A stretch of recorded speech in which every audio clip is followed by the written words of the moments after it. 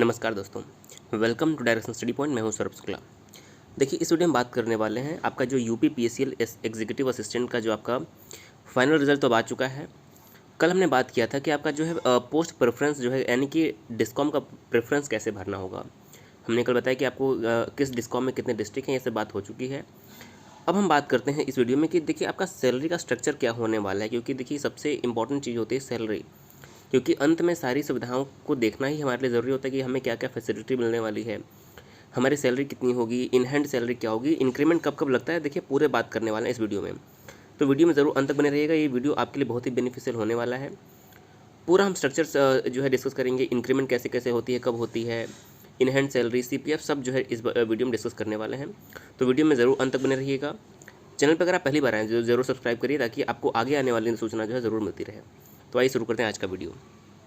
तो देखिए यहाँ पर अगर हम पे स्ट्रक्चर की बात करें, यानी कि पहले आपका बेसिक पे कितने से स्टार्ट होगा और इंक्रीमेंट कैसे कैसे होती है, तो अगर हम देखें तो यहाँ पर लिखा हुआ है कि Uttar Pradesh power corporation limited एवं उसके सहयोगी वितरण कंपनियों तथा केस्को में दिनांक ये 1/1/6 से लागू वेतन ढांचे के सापेक्ष ये 2016 से जो है प्रभावी हो चुका है और यही जो है इस समय आपका लागू है। तो देखिए आपका जो हम जूनियर असिस्टेंट जो हम लोग की नौकरी है, ये 2600 ग्रेड पे की है। किस ग्रेड पे की, आप देखिए यहाँ पर 2600 लिखा होगा और हमें इसी के अनुसार चलना पड़ेगा। 2600 किस में आ रहा है, 2600।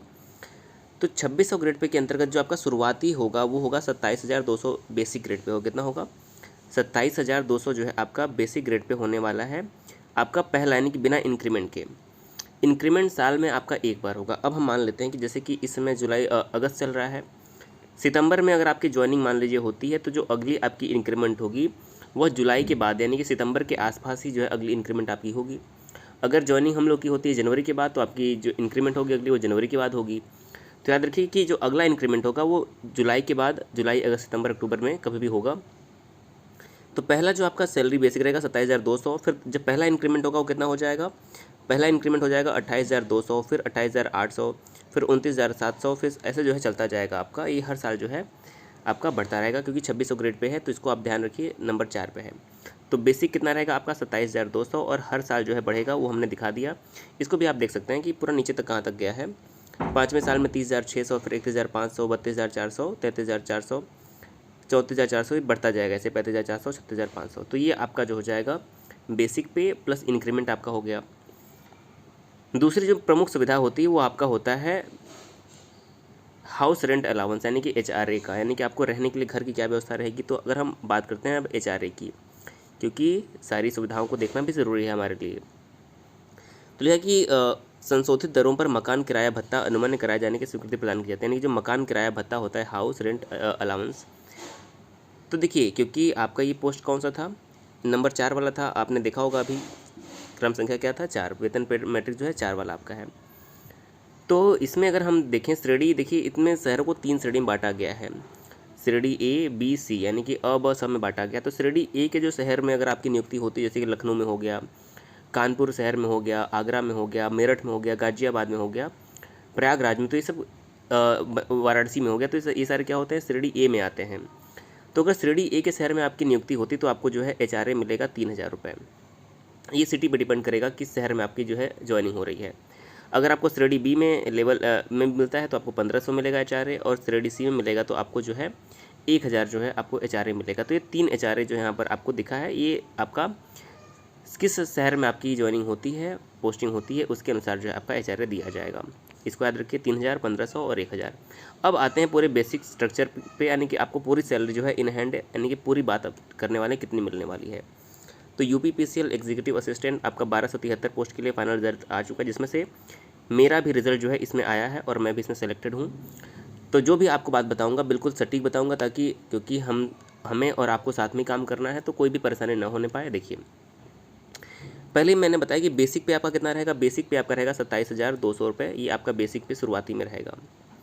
अगर हम जो बढ़ा हुआ, देखिए पहले DA कितना था, पहले DA था 38%, लेकिन अब DA कितना हो गया है, DA जो है 42% हो गया है, जो नया वाला DA है।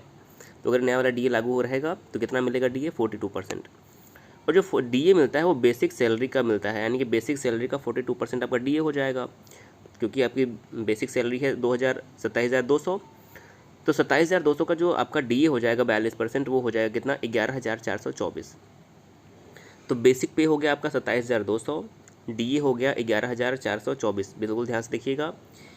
HRA देखिए यहाँ पर 3 कैटेगरी मैंने आपको बता दिया था कि अगर आप लेवल ए में रहेंगे तो 3,000 मिलेगा, श्रेणी बी वाले में रहेंगे तो 1,500 मिलेगा, और श्रेणी सी में रहेंगे तो आपको 1,000 जो है आपका HRA मिलेगा। तो यहाँ पर हम जो है बीच में लेकर चलते हैं एवरेज के हिसाब से, तो हम 1,500 यहाँ पर लेकर कैलकुलेशन करेंगे।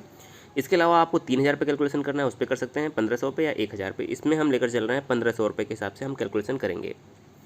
तो आपका HRA हमने मान लिया कि 1,500 जो है HRA आपको मिलता है, और मेडिकल अलाउंस मिलता है आपका 200 रुपये प्रति माह। कितना?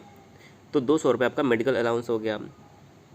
अगर हम इन चारों को जोड़ दें, यानी कि बेसिक पे, आपका DA, HRA और मेडिकल अलाउंस अगर हम जोड़ दें तो हमारा हो जाता है सैलरी 40,324। कितना हो गया?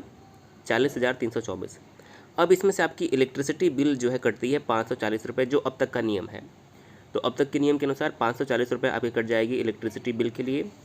तो आपका कितना बचा सैलरी? 39,784। अब देखिए 39,784 आपकी इन हैंड सैलरी नहीं है। क्यों? अगर आपका EPF नहीं कटता है, जो आपका CPF होता है, अगर आपका ये अभी नहीं कटता है तो आपकी इन हैंड सैलरी कितनी मिलेगी? 39,784, 1,500 HRA के हिसाब से। लेकिन अगर हम बात कर लें कि आपका जो CPF अगर कटता है तो CPF किसका कटता है? बेसिक पे प्लस DA का जो है 10% आपका CPF कटता है। देखिए CPF जो है वो पैसा आपका ही है, रिटायरमेंट के बाद पैसा आपको ही मिलेगा, ये कहीं नहीं जाएगा, तो आपको बिल्कुल परेशान होने की ज़रूरत नहीं है। तो बेसिक पे प्लस DA का जो है 10% आपका CPF कटता है। तो अगर हम बेसिक पे और DA मिला दें तो बनता है 38,624, और इसका 10% कितना बनेगा? 3862 लगभग। तो 3862 आपका जो है कितना क्या कट जाएगा? आपका कट जाएगा CPF में। तो 39,784 जो कि हमारा देखिए ये बना था आपका ग्रॉस आपका, तो 39,784 में से अगर हम 3862 माइनस कर दें जो कि CPF में कट जाएगा, तो आपका इन हैंड सैलरी कितना बन रहा है? 35,922 आपका इन हैंड सैलरी मिलेगा, लगभग 36,000 मान लीजिए। कितना इन हैंड सैलरी कितना बना? 35,922। अगर यही है आपका, अगर लेवल ए यानी कि श्रेणी 1 वाले शहर में जाएंगे तो आपका 1,500 बढ़ जाएगा, यहीं रहेगा। तो 35,922 यानी कि लगभग 36,000 रुपये जो है आपको पहले महीने में इन हैंड सैलरी मिलेगी। और अगर हम किसी भी देखें कि ये क्लरिकल लेवल में देखें तो ये काफ़ी सैलरी अच्छी मानी जाएगी।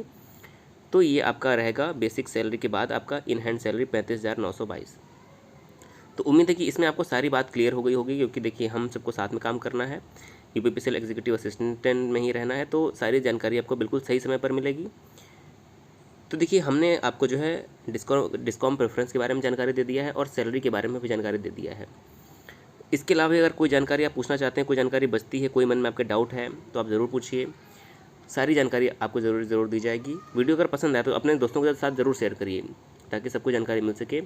और वीडियो पसंद आए तो लाइक भी कर दीजिएगा। वीडियो देखने के लिए बहुत बहुत धन्यवाद।